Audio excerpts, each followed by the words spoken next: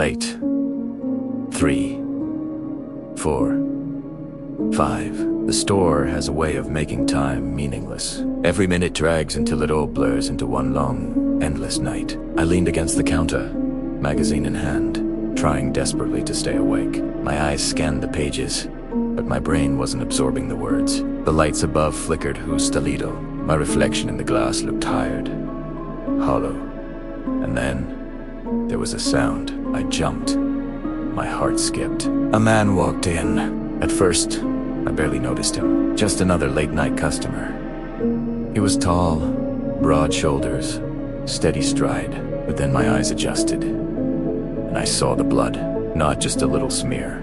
Everywhere. His chest, his arms, his face.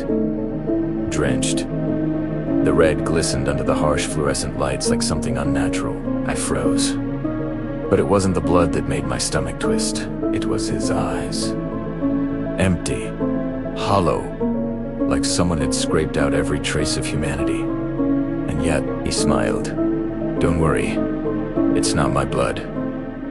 Not my blood. And yet, it felt like a warning. He wandered slowly, deliberately. I noticed the faint scent of iron sharp, metallic. My stomach turned. He picked a few items. Random. A pack of gum, a soda, a bag of chips. Then he approached the counter. My hands trembled as I rang him up. He paid cash, without a word. Then he left. I grabbed the phone, dialed 911, and then the door chimed again. It was him. He stood in the doorway, backlit by the parking lot lights. His shadows stretched across the floor, reaching toward me like fingers. Forgot my receipt.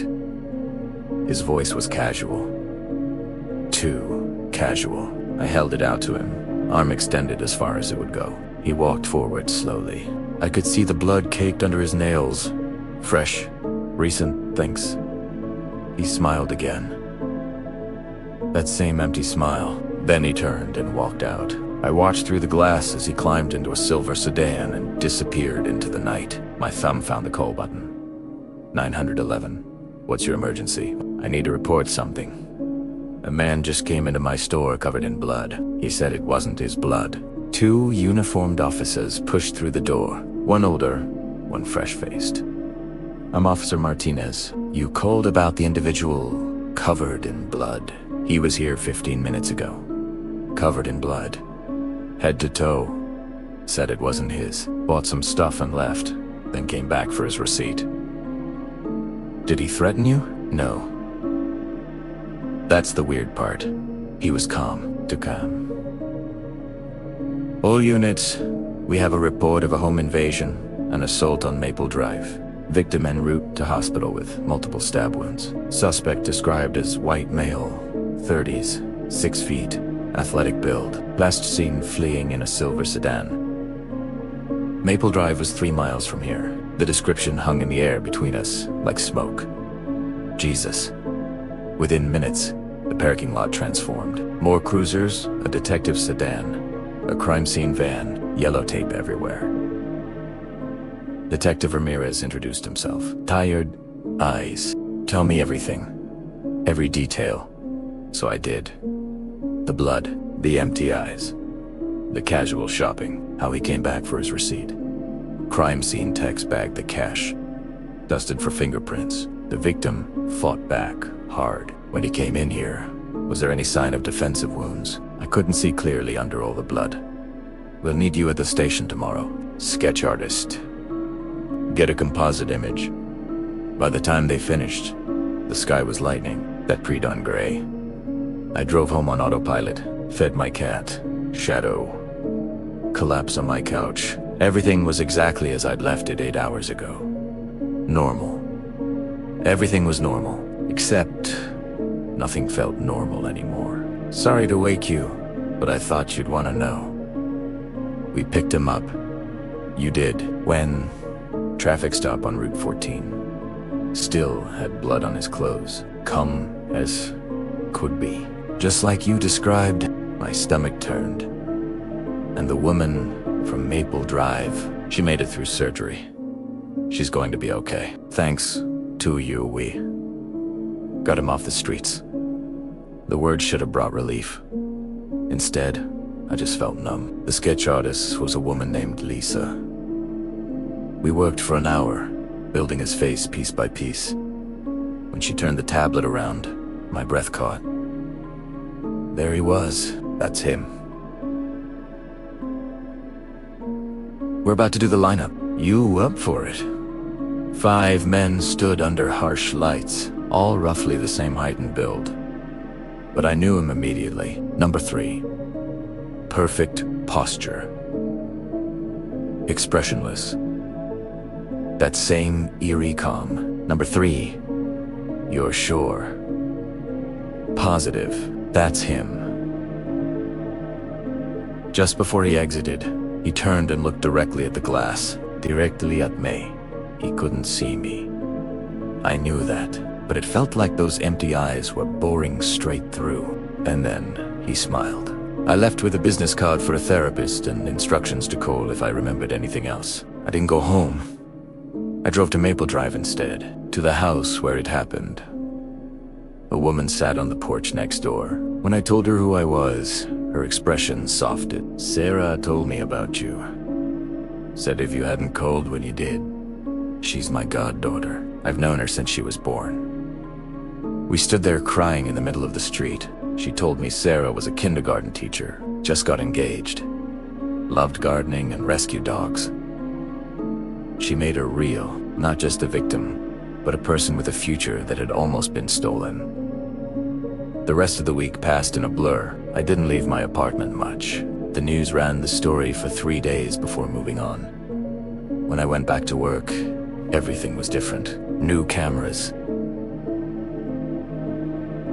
A panic button. Pete himself, working the graveyard shift with me. Until you feel safe again, he said. I saw the therapist. Dr. Chun diagnosed me with PTSD. You came face to face with violence, she said. That's trauma. Your body's reaction to shaking. The nightmares, that's normal. But slowly, week by week, the nightmares came less frequently. 3 months later, a man came in around 3 a.m. For a split second, my body tensed, but it wasn't him. Just a regular guy, tired from a long drive. Rough night. You could say that we chatted about traffic, weather, the price of gas.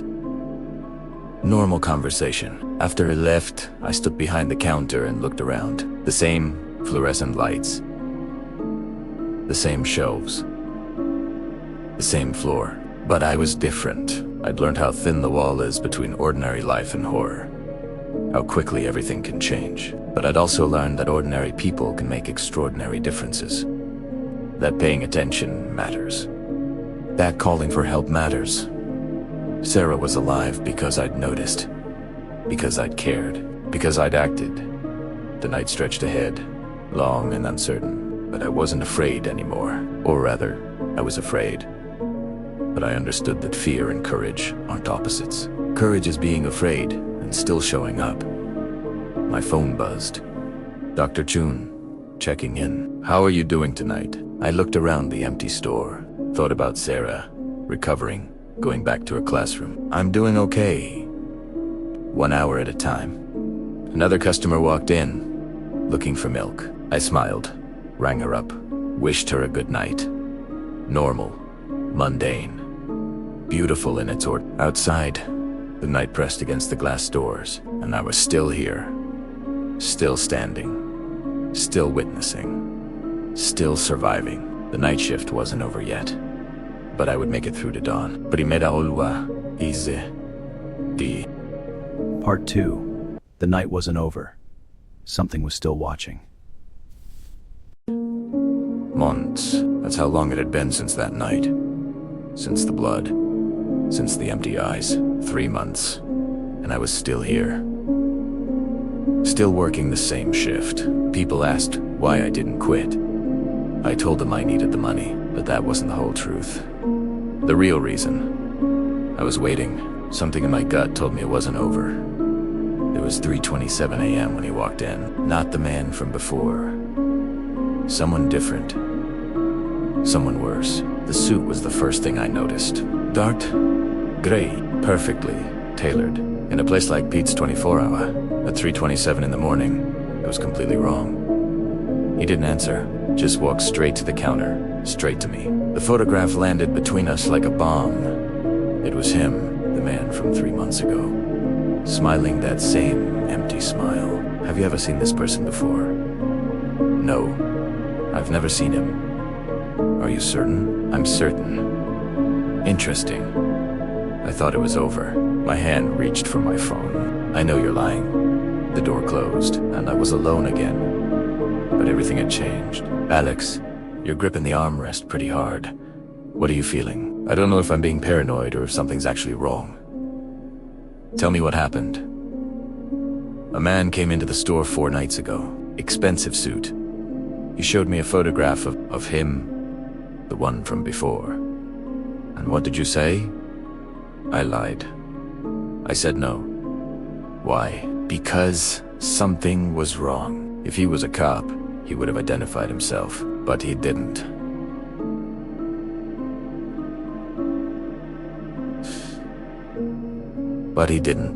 Have you told Detective Ramirez? Yeah. He said it was probably a private investigator. Witness, intimidation, told me not to worry. But you are worried. The way he looked at me, like he was memorizing every detail, and the way he said, "I know you're lying." It was just factual.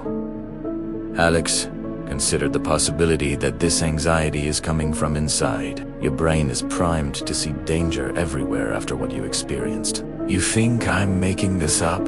No. But your interpretation might be influenced by trauma. You're probably right, but it doesn't feel right. It started small. A silver SUV in the parking lot. So the same SUV at the grocery store 3 days later. So it parked on my street that weekend. 2 houses down, nobody inside. I took a picture of the license plate. Called Ramirez. Hey, it's Alex. There's a silver SUV that keeps showing up. Can you run it? Call me back. He never called back. The SUV kept appearing, different locations, different times. Always just there.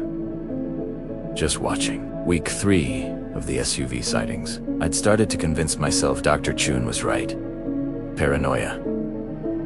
Pattern recognition where there was no pattern. The living room window exploded inward. Glass everywhere. And in the middle of the floor, a rock. No note, no message. Just a rock. But it was a message. I can reach you. Anytime, anywhere. 911. What's your emergency? Someone just threw a rock through my window. Alex, you said someone's been following you? This SUV. Silver. I've seen it everywhere. And 3 weeks ago, a man came asking about the defendant. We might have witnessed intimidation here. Martinez, it's 11:30 at night. Someone threw a rock through Alex's window. Put Alex on. Detective Alex, I'm sorry. I should have taken this more seriously. First thing tomorrow, we'll pull surveillance footage. What about tonight? What if they come back? I want you to stay somewhere else. Hotel. Anywhere but your apartment. For how long? I don't know. 3 nights in a hotel. Couldn't sleep. Just paced and waited. The SUV was there, but the plates came back to a rental company. Fake ID. Prepaid credit card. So you can't trace it. Whoever this is, they knew how to cover their tracks without more evidence. There's only so much we can do. Someone is stalking me because I testified you haven't testified yet. The defense will argue this is paranoia. They'll use it to discredit you. So I'm on my own. Maybe stay with family. Maybe take time off work. Maybe leave town entirely. I didn't say that. But you're thinking it. I was a liability now. A witness too scared to testify. I quit my job that night. Packed his suitcases. Left Shadow with my neighbor. And I drove. Ohio. My sister's place. Stayed 2 weeks. Didn't mention the rock. The suit. The watching. Colorado. Friend's spare room. Fresh start. They were looking for me. He felt guilty. Sarah deserved justice, but I couldn't. New Mexico, Arizona, California. Each place, I'd start to feel safe, and then I'd see it. Or thought I saw it. Be California, I couldn't tell what was real anymore. 6 months later, San Diego. Working nights at a diner. Unknown number. I answered anyway. Alex, it's Sarah. From Maple Drive. How did you get this number? Ramirez gave it to me. Please. Just listen. The trial keeps getting postponed. His lawyers are saying you made everything up, that you're unreliable. Sarah, I'm sorry. Someone was watching me. I know, but if you don't testify, he's going to walk. My testimony isn't enough without you. He almost killed me. If he gets out, I can't look over my shoulder forever. I'm sorry. Please, come back. Testify, then disappear again if you need to. But don't let him win. I'll think about it. I sat in the dark for hours, thinking about Sarah, about courage. And I realized something. The silver SUV wasn't what I was afraid of. The man in the suit wasn't what kept me up at night. It was the helplessness. But Sarah wasn't running. She was fighting. And I was going to fight too. I drove back. 3 days. Gas station, coffee and fear. Called Ramirez. The relief in his voice was palpable. The trial lasted 3 weeks. I testified on day 9. Can you tell us what happened that night? A man came in covered in blood. He said, don't worry. It's not my blood. You disappeared for 6 months. You ignored subpoenas. Why? I was being stalked. But you have no proof. You've been diagnosed with PTSD. Your perception might be colored by your mental state. The blood was real. What I saw was real. I looked at him. The defendant. Cleaned up now. Nice suit, but his eyes were the same. Empty. I know what I saw. You're a man who hurt someone and then went shopping like it was nothing. I have PTSD because I looked into the eyes of someone who felt nothing. No remorse. No fear. Yes, I ran because that kind of empty is terrifying. But I'm here now, and I'm telling you what I saw. They convicted him 2 weeks later. 25 years. Thank you. I should have come back sooner. But you came back. That's what matters. The man in the suit, did they ever figure out who he was? No? We'll probably never know. Does that scare you? It used to. But there's always going to be things we don't know. The question is whether we let that paralyze us. We survived. Both of us. Don't forget that.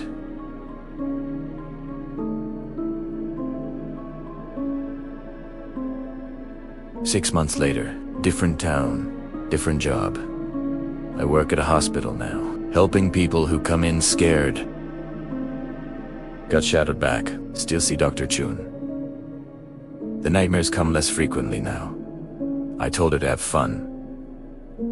To live, same thing I tell myself every day. Sometimes I think about the man in the suit, wonder if he's still out there, but mostly I don't. Because I learned something.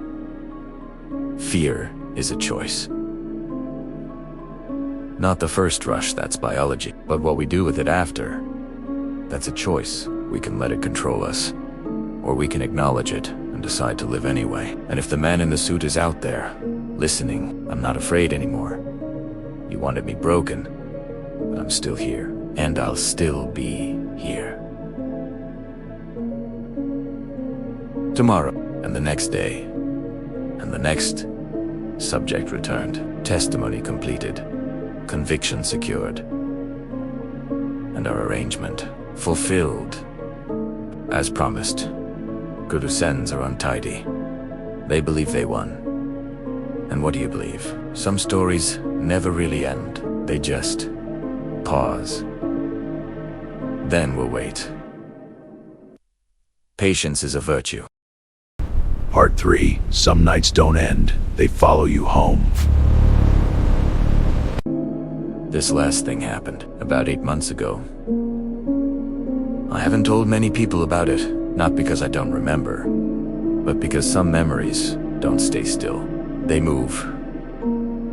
They change shape. And sometimes they wake up. The thing about fear-real theories, that it doesn't announce itself. It doesn't knock on your door and wait for permission. It just crawls into the spaces between what you know and what you don't want to know. And it waits there, breathing,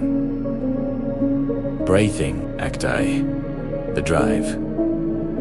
I was driving home late after a long job, the kind of exhaustion that sits behind your eyes. The kind that makes road signs blur together. The kind where you start counting exits. Just stay awake. Mile marker 47. Mile marker 52. Mile marker 58. Numbers on signs turning into nothing. I remember gripping the steering wheel harder than usual. Not because I was nervous, but because my hands felt far away, like they belonged to someone else. The road was empty. No headlights behind me. No taillights ahead, just darkness stretching endlessly forward. Like the road was being created in front of me and erased behind me. Like I was the only person left in the world. After a while, I started to drift. Not asleep, but close enough to scare me. My eyes would close for just a second, maybe two, and when they opened, the road would look different, closer. That woke me up, heart pounding.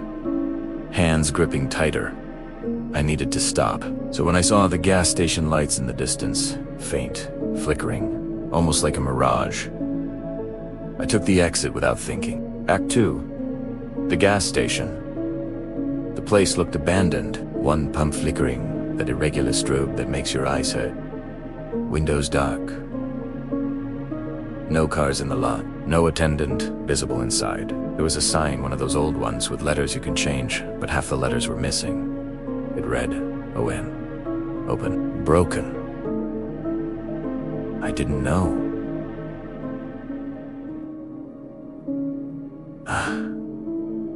I didn't care. I didn't even go inside. Something about the place felt wrong. Not threatening, just empty in a way that made my skin crawl. So I locked the doors, leaned the seat back, and told myself I'd close my eyes for just a few minutes, just enough to reset. I remember thinking, I'll be fine. I've done this before. That was the last clear thought I had. Act 3, waking up. When I woke up, the first thing I noticed was how quiet it was. Too quiet. No wind. No distant traffic, not even crickets. Just silence. The kind that makes your ears ring. I sat up, head foggy. My neck ached from the angle I'd been sleeping. My mouth was dry. I looked around. The gas station lot was still empty. No cars, no lights. Even the flickering pump was dark now. Dead. The windows of the station were darker than before, like something had been turned off or turned to Hawaii. My phone said I'd been asleep for almost 2 hours. 2 hours. I rubbed my face, trying to shake off the grogginess. My hands felt numb, tingly. I started the engine and pulled back onto the road. The highway was still empty, like everyone else knew better than to be out here. Act 4, the sound. About 20 minutes into driving, I heard it. A sound I didn't recognize. A dull thump, like something shifting. I checked my mirrors. Nothing. Just darkness behind me. My own taillights reflecting red on the empty road. I told myself it was nothing. Maybe something in the truck bed settled. Tools shifting. Then it happened again. Louder this time from Bainamy, from the truck bed. And then I heard movement. Deliberate. Weight shifting. Something. Someone was back there. My hands went wide on the steering wheel. I thought about pulling over. Thought about speeding up. Thought about a crash. Act V. The man. I turned my head just in time to see it. A man standing in the bed of my truck. Tall. Swaying. unsteady on his feet as the truck moved. He was swinging one of my tools, a crowbar, slamming it into the glass divider behind my head. Each hit sent cracks spreading across the window, like ice breaking. Like the barrier between us was paper thin. His face was barely visible in the darkness, but I could see his mouth, wide, smiling. Not a normal smile, the kind of smile you make when you're doing exactly what you want to do. I swerved. Hard, the truck fit. The man stumbled, braced himself against the side. For a second, I thought I was going to roll. The world tilted. Headlights sweeping across empty fields. I don't remember screaming, but my throat hurt afterward. I slammed the brakes. The truck spun sideways and stopped. Act 6. The mistake. I sat there. Heart hammering so hard I could feel it in my teeth. The engine was still running. My foot was still on the brake. I should have driven. Should have floored it and gotten as far away as possible. But I didn't. I don't know why I did it. Shock, maybe. Adrenaline. Stupidity. I threw the door open and ran out. Stupid. So stupid. The man jumped from the truck bed, landed hard and bolted into the darkness. Fast. Too fast. Not stumbling now. Not swaying. Running like he knew exactly where he was going. I stood there, heart pounding, listening to his footsteps fade into nothing, into the fields, into the darkness, then silence again. I stood there for what felt like hours, probably 30 seconds, waiting for him to come back, waiting for something to move in the darkness. Nothing. Act 7, the bag. I don't know what made me check. Maybe I needed to see proof. Proof that he'd been real, that I wasn't losing my mind. I climbed into the truck bed with shaking legs. My tools were scattered. The crowbar was lying there, still wet. That's when I saw it. A small trash bag. Black. Wet on one side. Tied at the top with a knot. It hadn't been there before. I know it hadn't. The smell hit me immediately.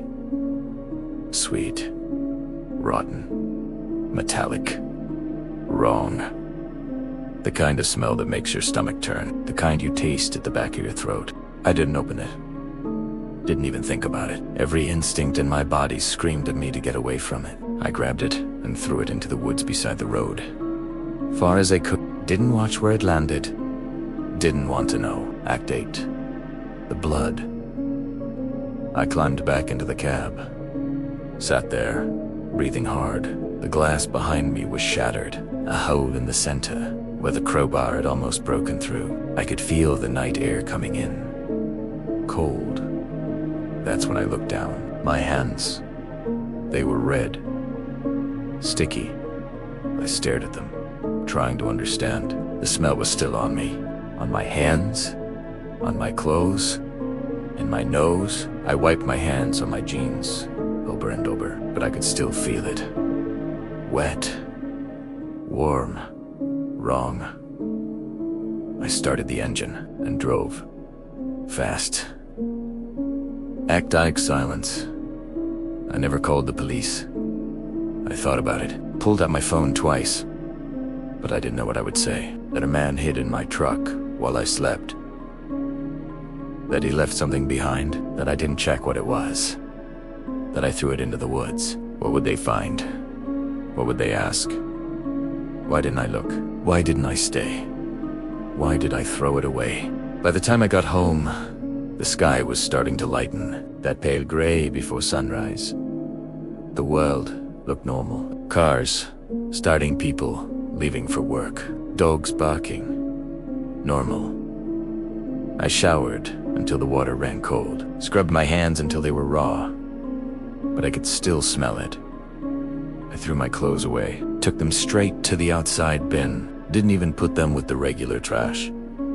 For weeks after, I checked my truck every night, under the seats, in the bed, behind the cab.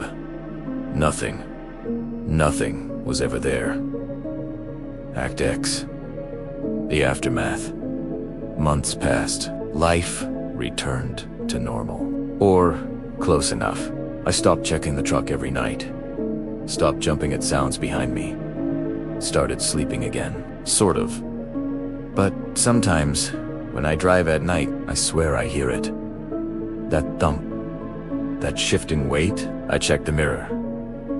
Nothing. Always nothing. And sometimes, when I look at my hands, I can still smell it. That sweet, rotten, metallic smell. I've tried to convince myself, I imagined it, that I was exhausted, that I dreamed the whole thing. But the glass in my truck bed, the shattered divider I had to replace, that was real. And sometimes I wonder what was in that bag, what I threw into those woods, and who comes looking for it. Ending. I've never been in situations like these before, and I hope I never am again. But hope doesn't mean much. Not anymore, because now I know. The road doesn't care who you are. It doesn't care if you're tired, or careful, or good. It just keeps going. And sometimes things hitch a ride. But if you ever wake up in your car and something feels heavier than before, don't check the mirrors. Don't open the door. And whatever you do, don't look in the back. Just drive.